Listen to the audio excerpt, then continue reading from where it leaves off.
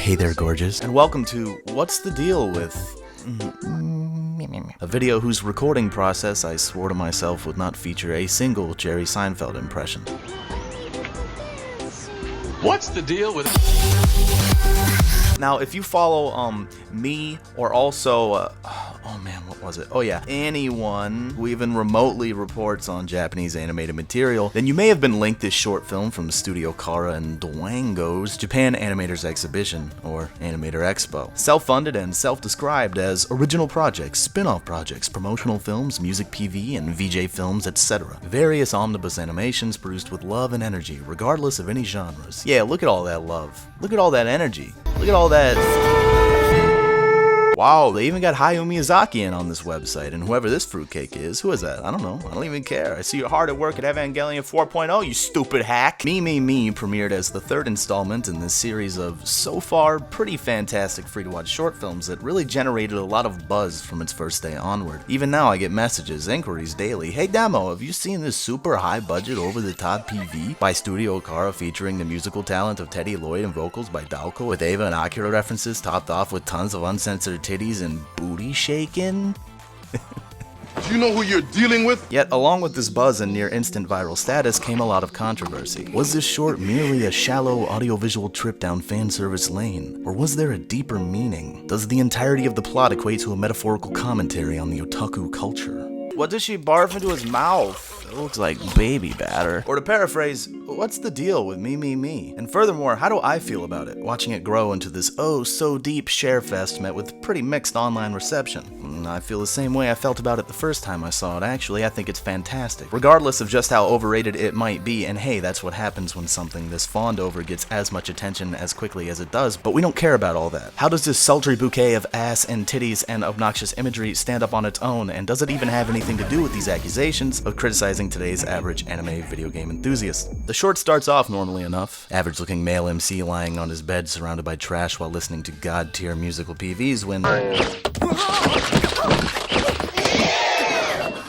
Now, what may appear at first glance as pandering and excessive filleting of one's own cock actually serves as our one believable clue that our subject of interest is in fact an otaku. See, if it weren't for this brief glimpse into the character's hobbies, us viewers would have no real key reason to believe that this guy is into anime at all. It's not like the girls dancing on screen are animated any differently than he is. Without these figures, he might as well have been watching MTV or some shit, transforming this neat, copyright-free reference into an actual, substantial pillar of our end summary, which of course is fully open for interpretation.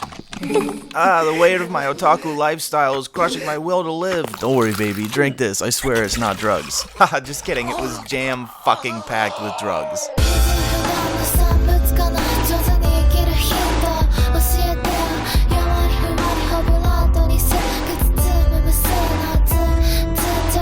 Next, we need our confirmation that the life our protagonist is living is indeed the product of poor decision making, and that's what makes this next segment meaningful. As you can clearly see, if only for a small period of time after the short takes one of its largest and most potent sensory dumps right onto your face, this scene here is being viewed as a third person. The two characters in the literal stage light are represented as memories, colorless as they grow distant to our main character, and he's made to relive what he perceives to be one of his worst mistakes. And then, one of my favorite visual cues, remorse. Feeling dead inside, feeling as though you're slowly being consumed by your monotonous, everyday routine, perhaps your addictions, all contributing to the overall message which at this point in the short has more or less been made as clear as it's ever going to get. From here onward it's more the same while taking a much flashier route, and can be interpreted in a few different ways, which can be said for the entirety of the video. What is clear with this scene and those that follow is that the struggle is real. We've all had those moments where we tell ourselves, that's it, I've had enough, time to make a change, and I believe that's what's going on here. The blue-haired girl represents the bad in his life, the addiction, or if you want to be presumptuously literal with it, maybe anime.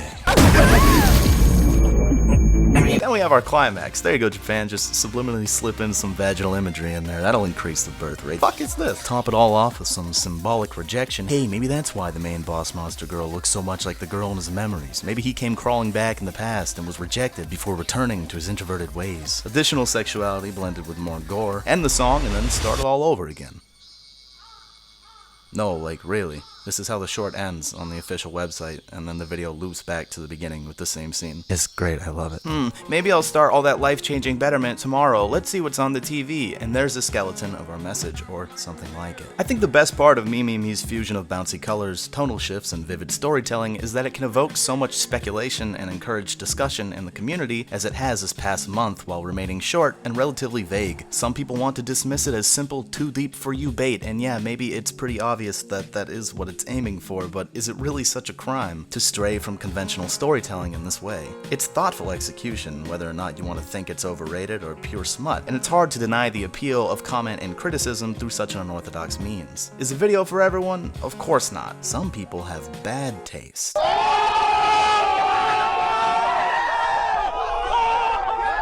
But either way, it'll likely leave everyone with a little something, regardless of whether or not they like what they're left with. Are we all victims of regret? Is instantly attainable borderline cartoon pornography destroying our youth? It's all right here at your fingertips. Are women just scary? What is it? Is it cum? I knew it. It's his cum, isn't it?